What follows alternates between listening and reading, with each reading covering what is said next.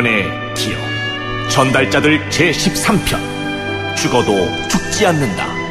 대한독립군 양성수 신흥무관학교.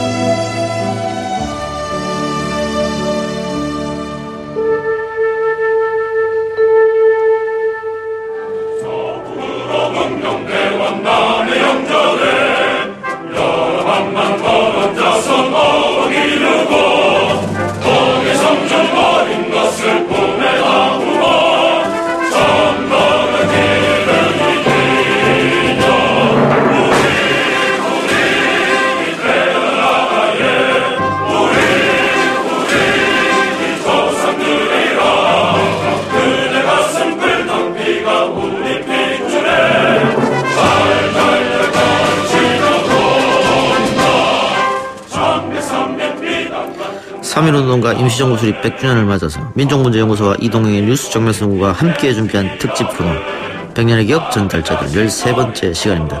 방금 들으신 노래는 신흥무관학교 교가였습니다. 전달자들 5편에서 다룬 약산 김원봉과 의열단원들, 7편에서 이야기한 청산리 전투와 봉오동 전투를 승리로 이끈 주역들, 이들의 공통점은 신흥무관학교 출신이라는 데 있죠.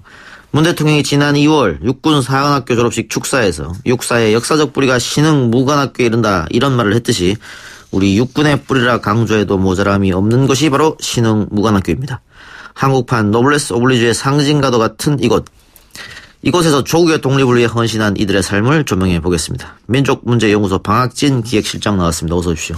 예, 안녕하십니까. 방학진입니다. 예, 문을 열면서 신흥무관학교 교가를 들어봤는데요. 우리 국민들도 굉장히 익숙하신 리듬이고 또 곡조일 것 같습니다. 그렇습니다. 이 노래는 그 미국의 남북전쟁 당시에 북군의 노래거든요. 조지아 마츠라고 하는 북군의 노래에 곡에다가 우리 가사를 붙인 것이죠. 예. 네.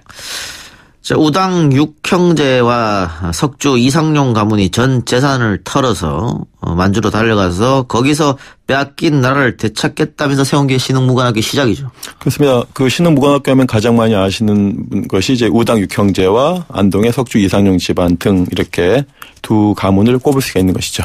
예.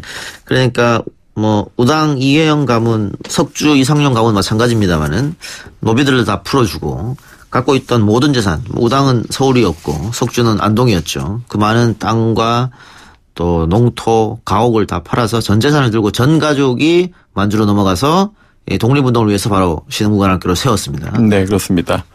그 신흥무관학교라고 하는 것이 그 일종의 우리나라가 아닌 남의 나라 땅에서 그것도 중국인들 눈치 봐야 되죠. 일본인들 밀정들의 또 눈치 봐야 되면서 남의 나라 땅에서 학교를 만든다는 것은 대단히 좀 위험하기도 하고 더 가장 큰 것은 그럴 만한 돈이 있는 것인가. 학교가 그냥 1년만 유지되는 것이 아니라 적어도 신흥무관학교는 약 10년 동안 유지됐기 때문에 그런 물적 토대가 대단히 중요했는데 그 물적 토대의 가장 큰 부분을 바로 우당 육형제가 각출해서 되신 거죠. 예. 먹고, 입고, 자고, 훈련하고, 무기 사고 이게 다 돈이 있어야 되는 거니까. 그렇습니다. 예. 네네.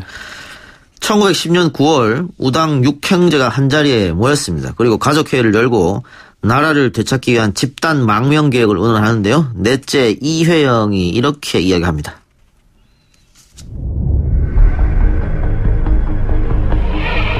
지금 한일합병의 궤변으로 인해 한반도의 산하가 외적의 것이 되고 말았다. 우리 형제가 당당한 호족의 명문으로서 차라리 대의가 있는 곳에 죽을지언정 외적 치하에서 노예가 되어 생명을 구차히 도모한다면 이는 어찌 짐승과 다르겠는가. 이제 우리 형제는 당연히 생사를 따르지 않고 처자 노예를 인솔하고 중국으로 망명하여 차라리 중국인이 되는 것이 좋겠다 한다. 또 나는 동지들과 상의해 근역에서 하던 모든 활동을 만주로 옮겨 실천하려 한다. 만일 뒷날에 행운이 있어 외적을 부숴 멸망시키고 조국을 다시 찾으면 이것이 대한민족된 신분이요 또 외적과 혈투하시던 백사공 이항복의 후손된 도리라고 생각한다. 여러 형님 아우님들은 나의 뜻을 따라주길 바라노라.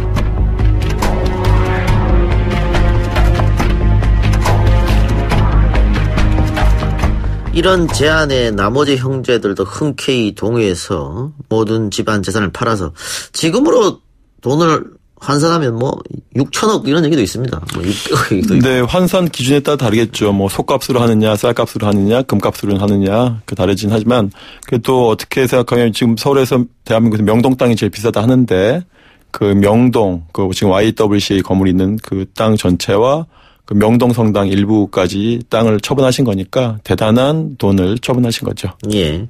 그렇게 해서 중국으로 넘어가서 토지를 매입하고 무관학교를 세웠는데 시작은 쉽지 않았습니다. 다들 그렇듯이.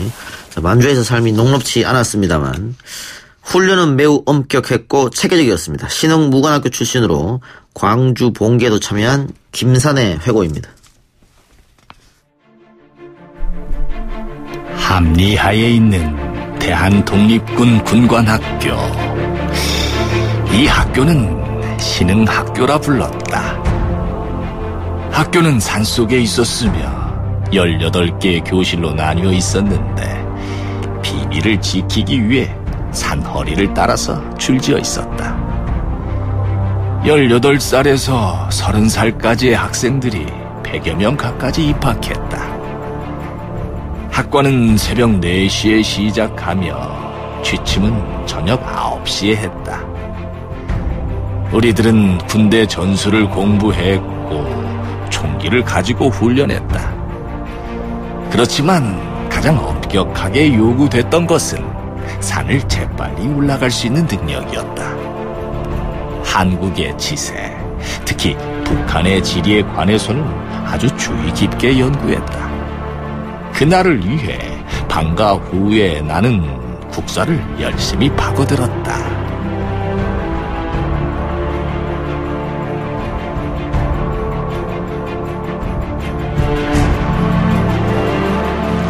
예, 김산의 회고를 듣고 왔는데 새벽 4시에 시작해서 저녁 9시에 지침. 상당히 오랫동안 훈련을 했네요. 네, 그렇죠. 그리고 이제 신흥 무관학교 교관들은 당대 최고의 엘리트 무관들이었다고 하는데 좀 소개 좀 해주시죠. 네.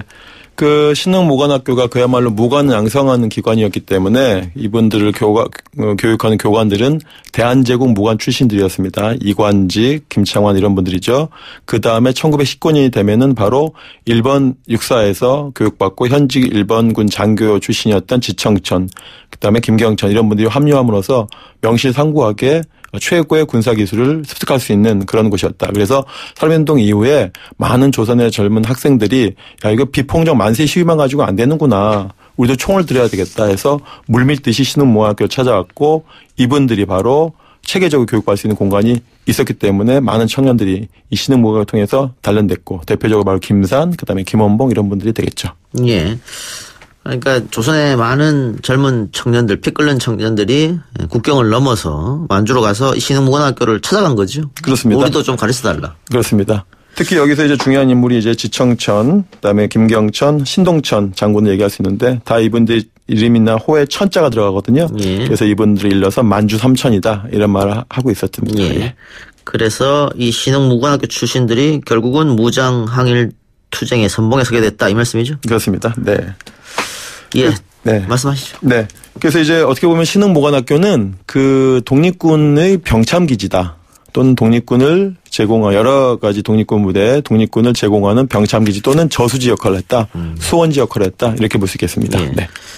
약산의 의열단도 신흥무관학교에서 출발했다 이렇게 봐도 과언은 아니지 않습니까? 그러니까 신흥무관학교 워낙에 유명하다 보니까 약산 선생 비롯한 의열단 출신 분들이 한번 어떻게 교육시키길래 한번 그런 거 한번 가서 한번 속성 과정을 거쳤던 것이죠. 그래서 13명의 의열단 창단 멤버 중에 8명이 바로 신흥무관학교를 거쳐가신 분들입니다. 예. 1920년 6월 항일 무장투쟁의 첫 승정보를 타진한 봉오동 전투. 당시 대패한 일본군 지휘관인 야스카와 소자는 다음과 같은 기록을 남길 만큼 독립군은 상당한 전투력을 가지고 있었다고 합니다.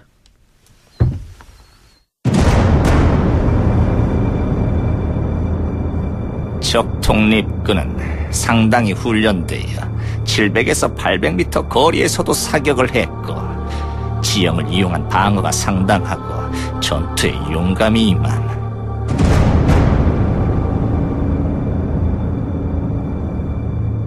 예, 일제군이 독립군을 일망타진하기 위해서 출전을 했는데 우리 독립군들이 오히려 역으로 그것을 이용해서 봉오동 전투를 대승으로 읽어낸 거지 않습니까? 그렇습니다. 뭐 조만간에 봉오동 전투를 주제로 한 영화도 나온다고 하던데. 네. 근데 이 봉오동 전투 이후 신흥무관학교가 폐교가 되는데 왜 그랬던 겁니까? 1920년 6월에 이제 봉오동 전투의 승전, 그 다음에 1910년에 청사리 전투의 승전 때문에 일본군이 대단히 화가 났죠. 그래서 더 이상 그 게릴라 작전식으로 해서 쳐들어오는 그 독립군을 그 토벌했다면 이제는 이 전투까지 벌이는 정도의 수준이 됐기 때문에 가만 놔서는 안 되겠다. 이렇게 되기 때문에 만주가 그렇게 되면 독립군들의 정말 놀이터가 되겠다 싶기 때문에 아주 많은 최정예 부대들, 특히 용산에 주둔했던 최정예 부대들을 출동시켜서 초토화 작전을 벌이는 거죠. 그래서 독립군들뿐만 아니라 당시 조선인 민간인들도 많은 이제 그 피해를 입게 되니까 만약 계속 독립군들이 신흥무관학교가 만주에 있다가는 계속 만주에 이주했던 조선 민중들까지도 피해가 있기 때문에 작전상 우리가 이 지역을 빨리 옮겨야 되겠다라고 해서 더 북쪽으로 올라가시면서 학교는 자연스럽게 폐교가 되는 것입니다. 그렇지만 폐교가 돼서 이 명맥이 끊긴 것이 아니라 검성중학이라든지 또 신흥무관학교 분교가 각 곳에 또 생기게 되는 것이죠. 네. 예. 우당도 그렇게 중국 내륙으로 쫓겨 들어갔는데 나중에는 정말 먹을 게 없어서 며칠을 물밖에 못 먹었다 이런 얘기가 있는데 그 많은 재산을 팔아서 독립운동에 바치고 본인은 먹을 게 없어서 며칠 굶었다 참 슬픈 이야기네요. 네, 우당이 이제 그 육형제 중에 그 네 번째가 되고요. 그 다섯 번째가 이시영 선생, 막내가 호영, 그다음에 첫 번째가 서경, 그다음에 건영, 철영이 있는데 이 육형제들이 정말 그 하나같이 뜻을 같이 했다는 게 대단히 놀랍고 더구나 이제 슬픈 이야기는 이 부잣집 아들들이 굶어 죽었다는 사실인 거죠. 예. 그래서 정말 그 피가 끓는 분들이었는데 그 사망갑적으로서 그냥 그 실에 영합했다고 하면은 정말 일생을 호의호식했을 분들이 나중에 독립군 자금을 마련하고 신흥무관학교 만들기 위해서 전 재산을 탕진하고 결국에는 굶어 죽었다는 사실이 대단히 슬픕니다. 예. 그 육형제 중 나중에 해방된 조국으로 돌아오신 분은 부통령 하신 이시영 선생밖에 없는 네, 것이고. 이시영 선생 오셨고 초대 부통령 하시다가 이승만 독재에 또 항의하셔서 6.25 과정에 또 부통령직도 사직하셨죠. 네. 예. 자, 어쨌든 이렇게 신흥무관학교가 문을 닫았습니다만은 이 신흥무관학교 출신들이 중심이 돼서 계속해서 전투와 전쟁은 벌어집니다. 네. 청산리 전투에서도 신흥무관학교 출신들의 활약이 있었죠? 그렇습니다. 이제 어떻게 보면 이제 신흥무관학교라고 하는 것이 기본 아주 훈련되어 있는 부대들이고 또 이 지청천 김경천은 일본의 육사를 나왔고 또 일본군 장교를 했기 때문에 일본군의 전략 전술을 꿰뚫고 있는 분이거든요. 일본의 전략 전술을 꿰뚫고 있는 분들이 바로 일본군 상대로 한 그 봉오동 청산리 전투에 합류함으로써 우리가 그 지략의 싸움이었고 물론 이제 여러 가지 좋은 여건이 지형적인 조건이 있었지만 그 작전의 승리도 있었다. 바로 이런 그 지청천, 그 김경천 같은 일본 육사 출신들의 어떤 활약이 아주 대단했다고 봅니다. 예. 안타깝습니다. 어쨌든 우리가 연전 연승, 봉오동, 청산리 이렇게 연전 연승하니까 일본군이 또 민간인 양민 학살로 보복을 가했습니다.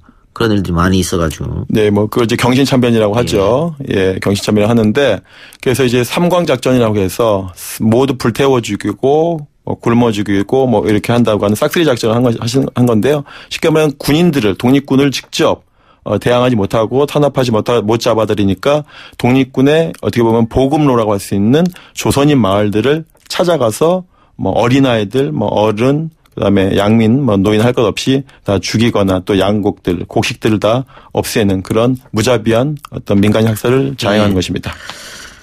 예, 신흥무관학교를 빛낸 지사들 아까 김산도 우리가 얘기했습니다만 뭐 이시영, 이동영, 김원봉, 지청천, 이동희, 이범석, 철기 이범석 이런 분들이 다 이제 신흥무관학교 출신들이지 않습니까? 김산 같은 경우는 연령이 16이어서 입학 연령이 아니었거든요. 그렇지만 때를 써가지고 신흥무관학교에 들어오신 그런 이제 아주 훌륭한 소년이었죠. 나중에 이제 중국 공산당에 가입해서 뭐 억울하게 죽었지만 나중에 복권이 됐지만은 또 김산의 삶을 또 얘기할 수 있고 어떻게 보면 나이가 어렸는데 입학 연령이 안 돼 있음에도 불구하고 학교를 찾았던 그런 사람과 꼭 반대로 연령이 너무 많은데 굳이 일본 육군 사관학교를 가려고 했던 또 박정희라는 인물이 저는 이제 오버랩돼서 생각됩니다. 예. 네. 그러니까 그 친일을 했던 사람들이 나중에 문제가 되면 그때는 어쩔 수 없었다라고 이야기를 합니다만은 이렇게 자신의 목숨과 재산을 버려가면서 조국을 지키기 위해서 그 국경을 넘어서 만주에 가서 열심히 훈련했던 사람이 있는 반면에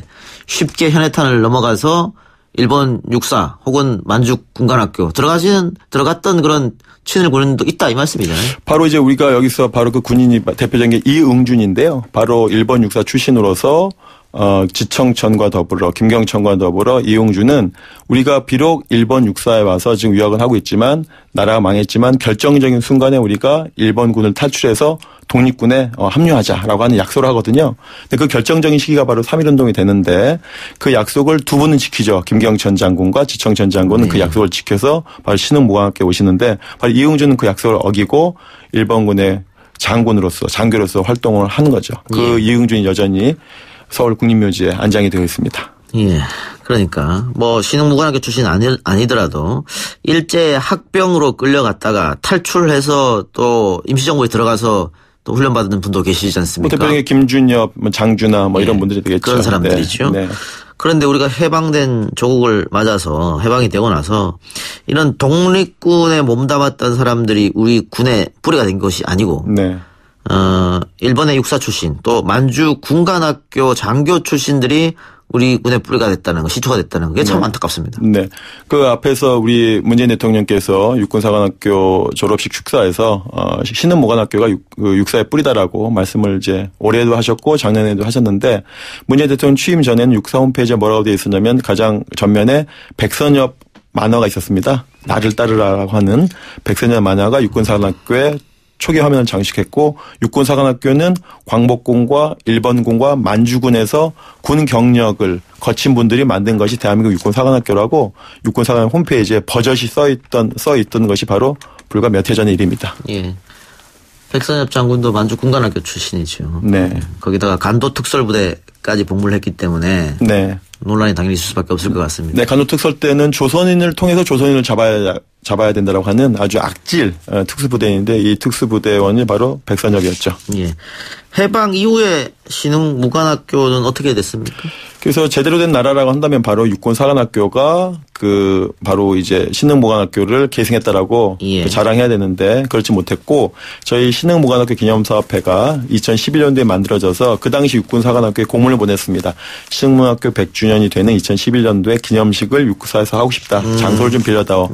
해답은 회신 공문이 왔는데요. 그 당시에 육사교장 선생님의 회신이 뭐냐면 신흥무관학교와 육군사관학교는 아무 관련이 없으니 장소를 대여해 줄 수가 없다라는 회신 공문이 온 것이 2011년도 이야기고요. 그렇지만 시대가 좀 바뀌어서 좀 좋아졌는지 모르겠습니다만 작년에 드디어 그 육군사관학교에서 107주년 기념식을 역사적으로 했던 기억이 있습니다. 그리고 이제 6월 10일이 기념식인데요. 그 경희대학교 총동문회에서도 이제 기념식을 최초로 했습니다. 그래서 그 신흥무관학교는 군사로 보면은 육군사관학교, 학맥으로 보면은 경희대학교가 위였다고 보는 것이 맞겠죠. 예, 경희대학교는 어떻게 연결되는 거죠? 왜냐하면 이제 이시영 선생님이 해방 이후에 환국하셔서 그 신흥학우단, 즉 신흥무관학교 출신들을 모아가지고 이 신흥무관학교를 계승한 대학을 하나 만들어야 되겠다라고 해서 만든 대학이 바로 신흥대학입니다. 예. 그것이 이제 만들어지고 난 다음에 정식 인가를 받았고 그렇지만 1951년 당시에 그 이승만의 독재에 항의해서 그 이시영 부통령께서 사직하지 않습니까? 그러다 보니까 신흥대학 역시 교세가 기울었던 것이죠. 그러다 보니까 이제 학교가 재정난이 어렵기 때문에 조용식 씨에게 학교가 넘어가게 되고 그리고 조용식 씨는 1960년 4월에 교명을 신흥대학에서 경희대학으로 바뀌어서 신흥대학의 역사가 오랫동안 경희대학에서도 지워져 있는 그 기간이 되게 길었습니다. 예, 알겠습니다.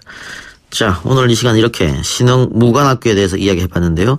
아무래도 일제 식민지 동안 이름 석자 남기지 못한 채 독립을 위해 투쟁하다가 눈을 감은 분들이 훨씬 많을 것입니다. 우리가 기억하고 계승해야 할 신흥무관학교의 정신은 어디에 있다고 보십니까? 그 신흥무관학교는 이런 겁니다. 신민흥국, 즉 신민이 과거의 신민은 신하 신자 신민이었지만 여기 신흥무관학교는 새로운 신자 신민, 새로운 백성이 흥국, 나라를 흥하게 할 것이다. 그리고 신흥무관학교 교과의 3절을 보면 그냥 단순히 무장투쟁, 총만 잘 쏘는 사람을 기르는 것이 아니라 민주주의와 공화주의 할 수 있는 새로운 지식과 높은 인격, 그다음에 민주공화제를 추진할 수 있는 새 나라의 인재를 만들겠다고 하는 것이 교과에도 명확히 나오거든요. 신흥무관학교 정신은 민주공화제를 지향으로 한 대한민국의 무장운동의 단체였다고 하는 측면에서 대한민국의 독립운동 플러스 대한민국의 민주주의까지 우리가 그 정신을 계승해야 된다고 봅니다. 예. 대한민국 국군의 시작, 독립군 부대 신흥무관학교 100년의 기억 전달자들 13번째 시간에서 다뤄봤습니다. 도움 말씀 오늘 민족문제연구소 방학진 기획실장님 감사합니다. 네, 고맙습니다.